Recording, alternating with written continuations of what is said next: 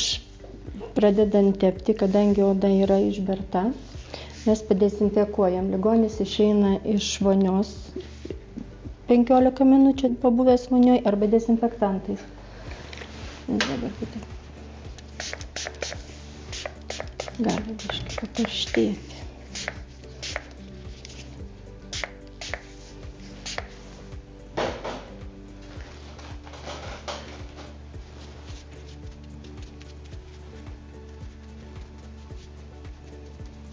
Palaukiam, kol biškiuką apdžiaus dezinfektantas.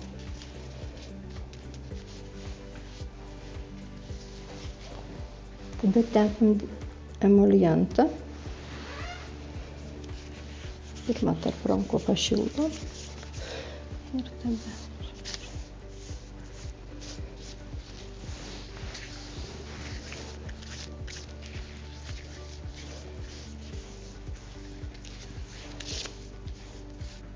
užtepam antibiotikų,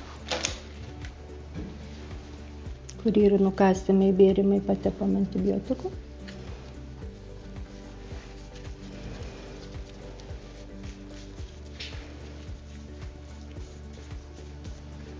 Ant viršaus uždedam tokį riebesnį kremą, kadangi jis yra, kad palaikytų drėgmę, oda suminkštėja. Uždedam riebesnį kremą.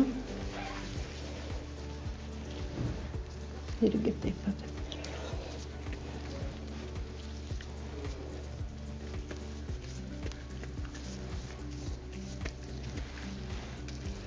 Ir uždedam drėgną tvarstį, kuris palaiko drėgmę, minkština. Oda pasidaro elastingesnė ir vaistai geriau susigeria. Drėkina odą. Paimam tvarstį.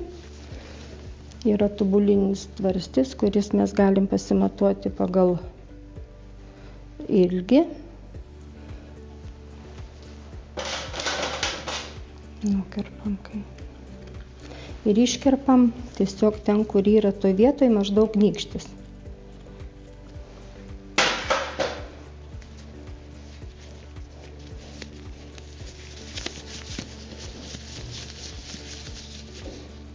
Ir nykštį čia įkišam.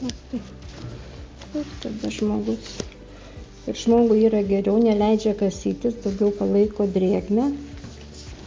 Jeigu yra tvarstis dar sausas, galima jį sudrėkinti dar kremuku, bet va čia toj visa ta drėgmė tokia ir yra.